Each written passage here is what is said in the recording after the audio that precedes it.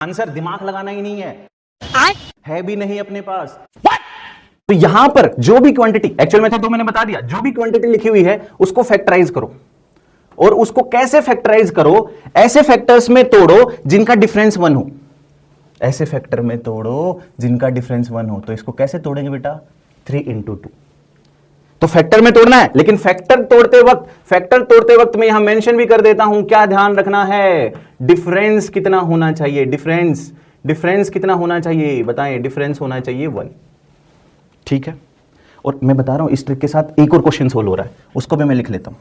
क्या सोल्व हो रहा है, कई बार इसमें माइनस साइन भी लगा देते हैं, यानी ये ऐसा लगा दिया, और यहां भी मामला कहां तक जा रहा है, इनफाइनाइट तक जा रहा है। तो अगर मैं बोलूं तो ध्यान से देखना, इनको आपको जो भी नंबर यहां लिखा हुआ है उसको ऐसे फैक्टर में तोड़ना जिनका डिफरेंस 1 हो। तो अब इनमें से एक का आंसर ऊपर वाला है और एक का आंसर नीचे वाला है। जो बड़ा होगा वो तो प्लस वाले का आंसर हो जाएगा, और जो छोटा होगा वो माइनस वाले का आंसर हो जाएगा।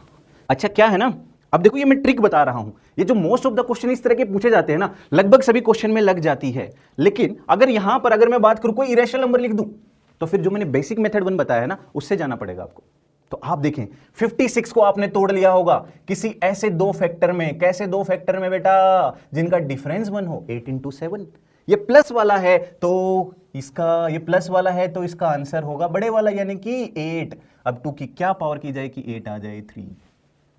बता रहे हो ट्रिक चमकी। जब प्रोडक्ट में हो, जब प्रोडक्ट में ऐसा लिखा हुआ हो तो इसकी ट्रिक बहुत ज्यादा टफ है। आप ट्राई करना थोड़ा सा समझने की, बहुत ज्यादा टफ होने वाली है। क्योंकि क्या है, जब ये जो root root root root root होने वाला है ना, तो इसका आंसर पता है क्या होने वाला है, वही होने वाला है जो अंदर लिखा हुआ है, कुछ नहीं करना। तो मैंने इसके अंदर 3 लिख दिया तो आंसर भी 3 ही है, तो बहुत ज्यादा टफ है।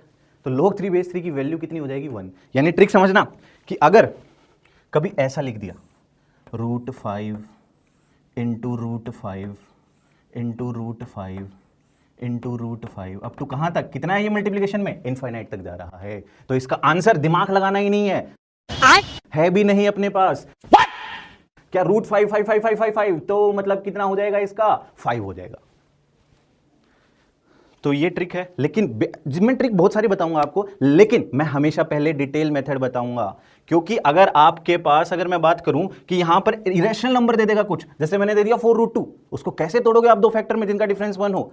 लेकिन मैं आपको भाई साहब बताऊं, क्वेश्चन यही पूछे जाते हैं, क्योंकि आंसर भी फिर प्यारा सा आना होता है, वो आएगा तो फिर उसको तो डिटेल मेथड से ही सोल्व करना पड़ेगा।